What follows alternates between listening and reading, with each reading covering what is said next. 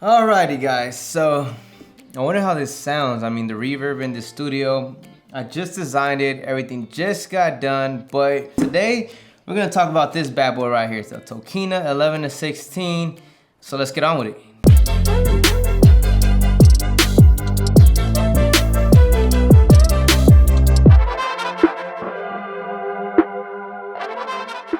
We're gonna start off with the quality of this lens. Of course, I'm also gonna compare this to the old Tokina 11-16. So the old one was built like plastic, it was built like shit. The one brand that I can compare this lens to is the Sigma brand, because Sigma, as we all know, they make heavy lenses, but they're built right.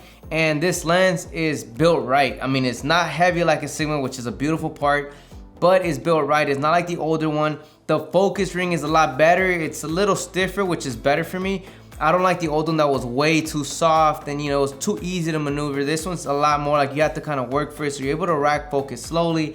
So the build of it is nice. Now, as for the price, I consider this to be really cheap and a steal for what it offers. This lens goes for $400. Now, I know you guys might be saying $400 might be a lot, but to be honest, compared to those Sigma glass, which they're still cheap, they're like 800 bucks.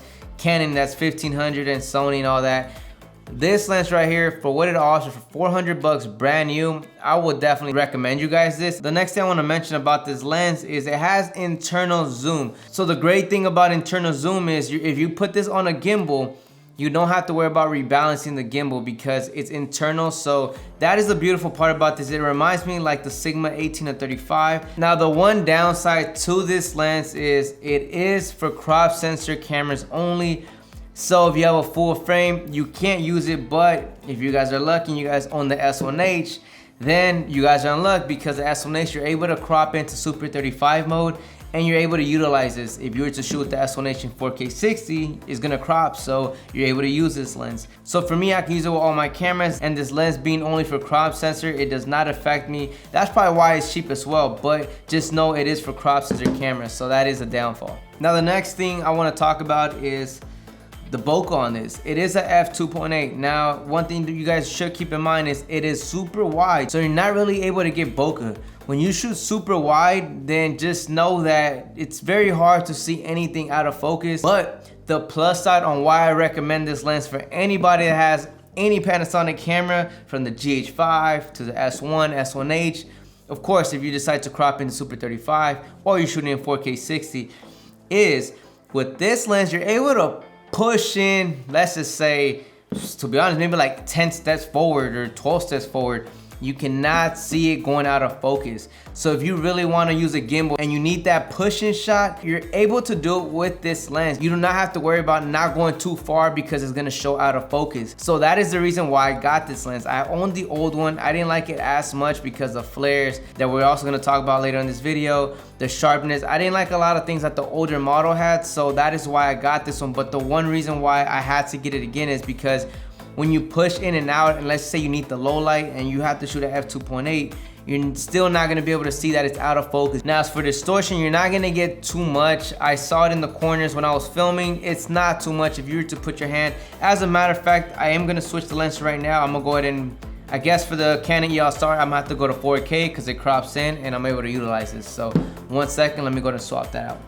All right, so now we're on the wide angle lens. Now, do you guys see distortion? I'll go ahead and put my hands in the edges.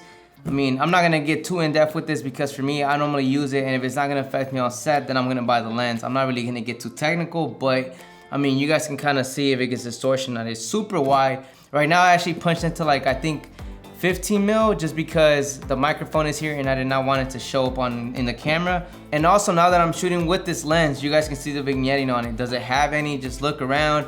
I'm not gonna put no vignetting or anything like that, just so you guys can see straight up raw what this lens delivers. For me, I didn't see too much. Now, another plus side that I put this lens on this camera is I never shoot autofocus. For one reason is because all my cameras suck when it comes to autofocus. So my cinema camera doesn't have any autofocus, which is the EVO 1. The S1H does, but it's terrible. Panasonic is just terrible at autofocus, so I shoot everything manual, but right now you're able to see how great it focuses. Hopefully it's been staying on me since I've been talking to you guys. I have it on face auto detect. And another great thing, now that the lens is on the cameras, you guys are also able to tell if you can hear the autofocus hunting or is it just quiet. From here, I can't hear the motor. The great thing about this lens is because it's so wide, you're still able to adapt variable ND filters. So if you want to shoot in 2.8, let's just say in broad daylight, you have the option. You're able to thread, I think it's a 77 mil on this lens. And it's not like, it doesn't have the big bubble like other wide lenses do when it's so wide, such as this lens. So that is one great thing about this lens. Overall, I just wanted to test out the sharpness. Is it sharp enough? Is it sharper than the previous model? I would say it might be the same, maybe a little bit sharper, but I didn't really see too much. The one thing that I did see out of this lens that's a lot better than the old one is when it comes to light flares, the sun hitting it, the way it handles that, and it's a lot better. You can still see lines that come around the lens.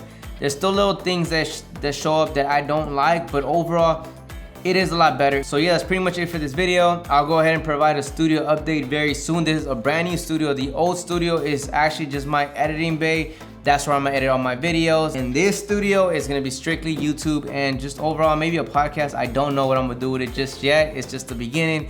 So I'm really excited. So again, appreciate everyone that has subscribed to this channel, and I'll catch you guys on the next one. Hopefully you guys like this review. And if you guys did like the lens, just know there's a link in the description below that you guys can go ahead and check it out. Subscribe if you guys haven't, and I'll catch you guys on the next one.